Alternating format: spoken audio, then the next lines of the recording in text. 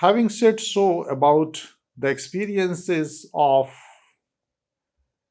the developed and developing countries taken together, we can have some generalization. What we did, dear learner, is to trying to know the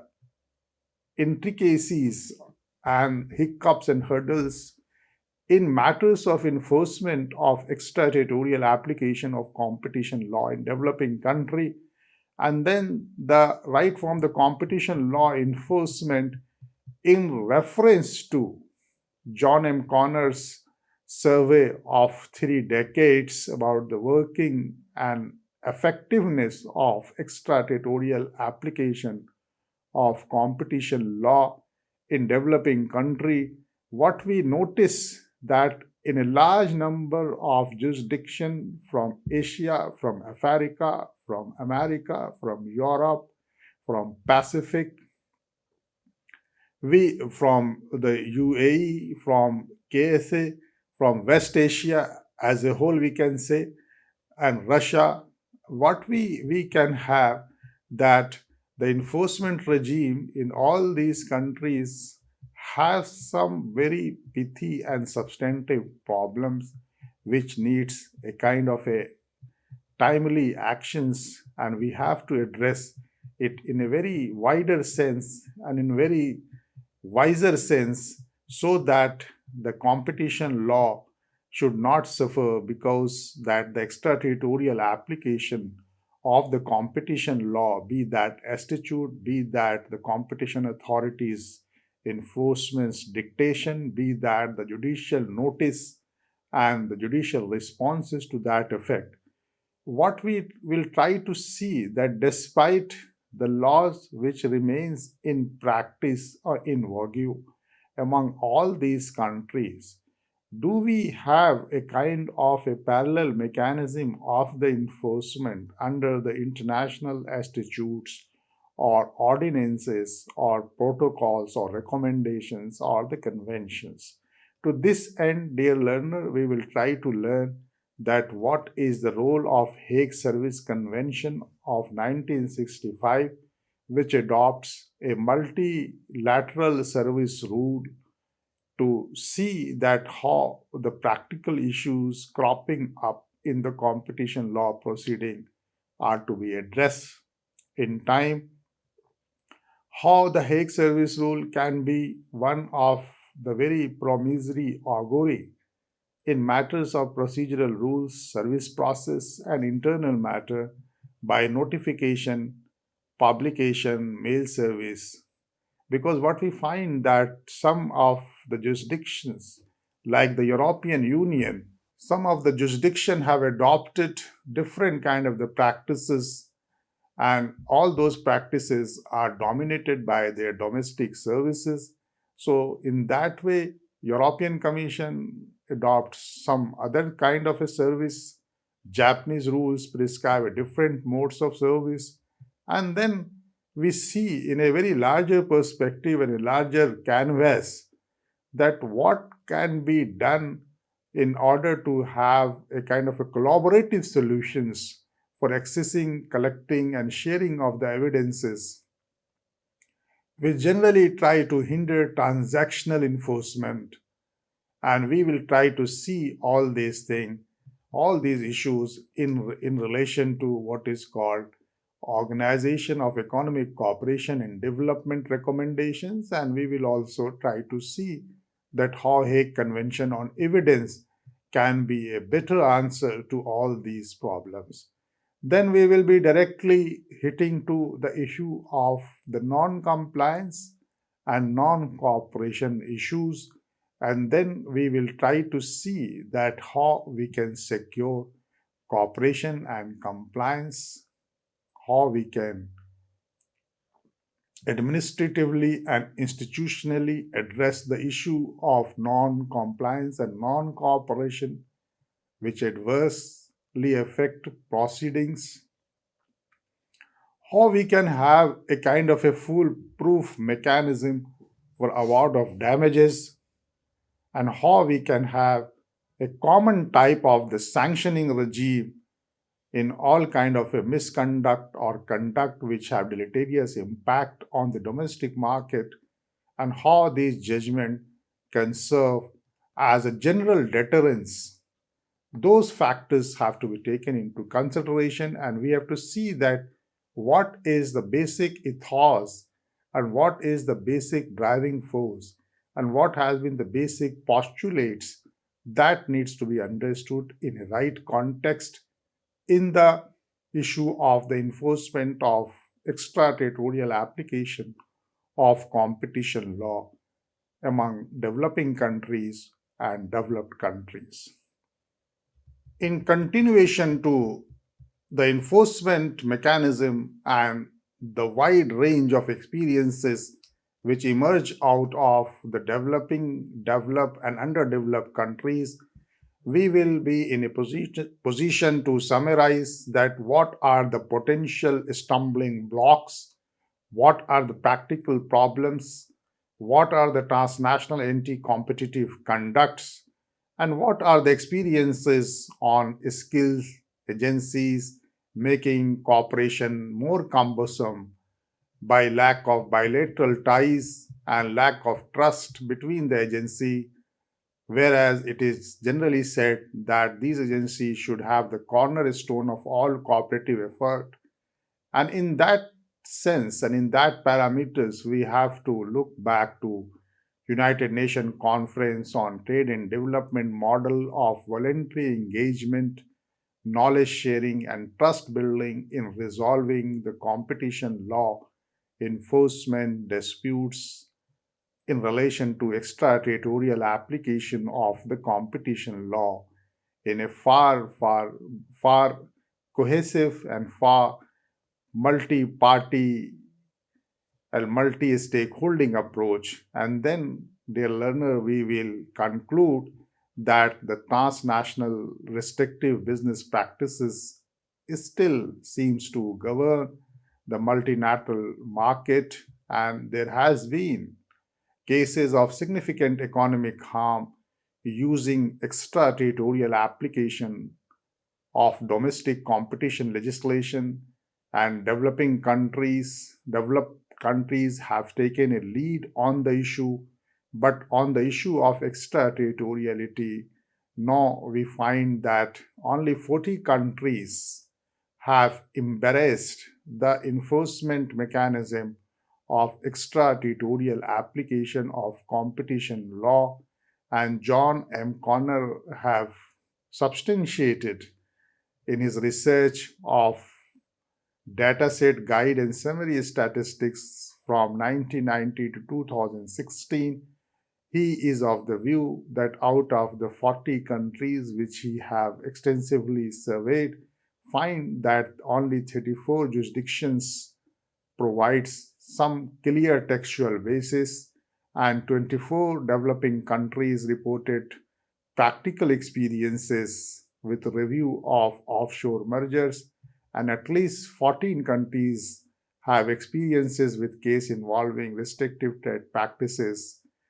in relation to cartel. So we can say that the problems still persist in the entire enforcement regime of the extraterritorial application of competition law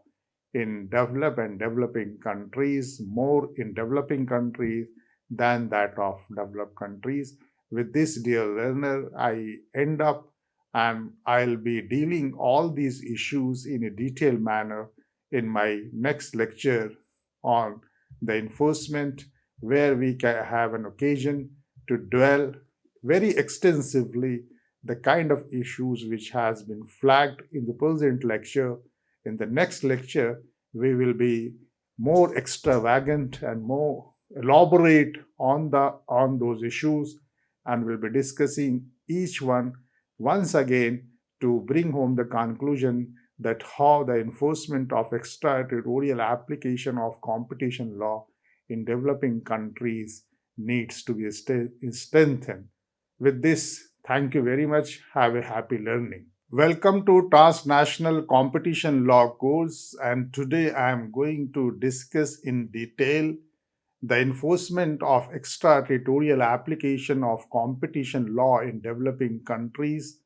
Dear learner, we had many lectures on the same theme and we have tried to learn many intricacies and practical problems on the issue of enforcement of extraterritorial application of competition law at various jurisdictions. Today, we are going to discuss that enforcement issues in a much more detail with a special reference to some of the American, some of the Asian, some of the Pacific, some of the European, some of the American jurisdiction to bring home the conclusion that as to how the enforcement regime of the large number of jurisdictions in the world, whether they possess a statutory backing on the issue of extraterritorial application of competition law, or some of the country which are still having a trailblazer in matters of having an statutory backing and backup of the extraterritorial application of competition law. We will try to underline the relative merits and demerits of these countries in a very critical manner in reference to South American countries and some West Asian countries and some European countries and some African countries and some Indian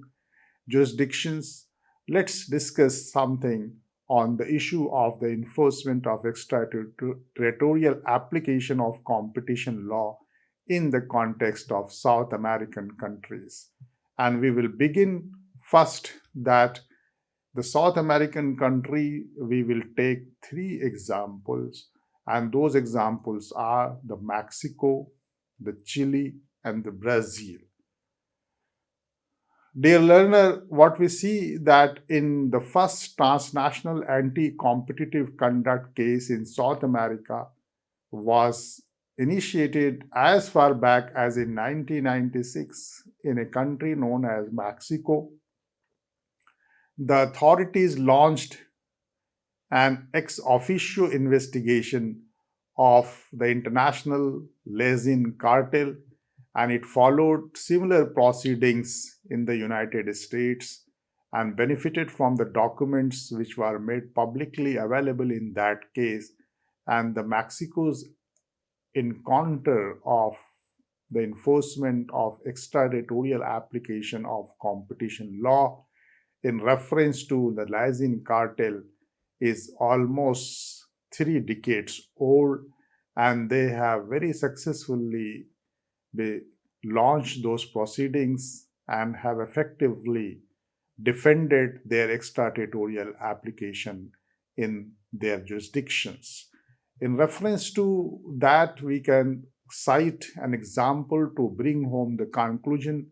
that in 1998, the Mexican authorities have commendably dealt two firms. One is the ADM, and another happens to be the Kiowa, which were very active in the Mexico market, but they have been flagrantly violating the Mexican law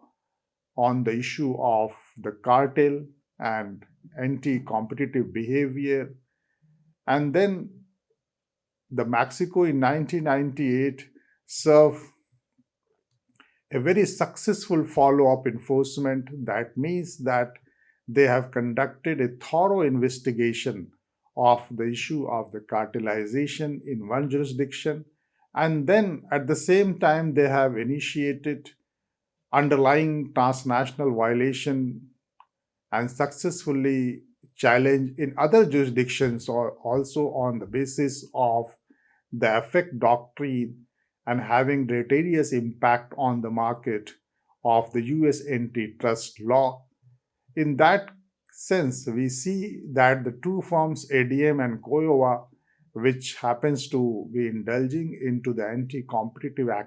activities, the Mexico authorities have very successfully not only launch, but try to thrash out a kind of a prosecutorial strategy to bring some kind of a liability and fixing of some of the liabilities on these two firms.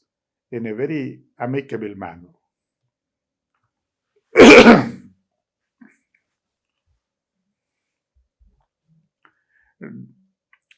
In the context of South American countries in counter of the enforcement of the extraterritorial application of competition law, dear learner, we can have some examples from the Brazil, and especially we will be dealing a case in particular, what is known as the Hoffman Law Roque BASF and Aventis case of 2007.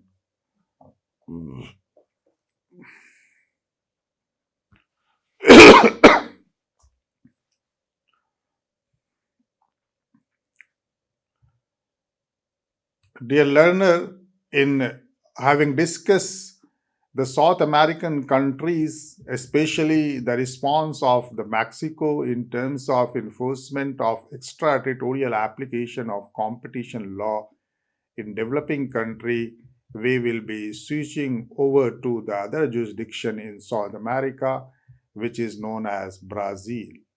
Here, what we find that in a similar fashion of the Mexico authorities fight against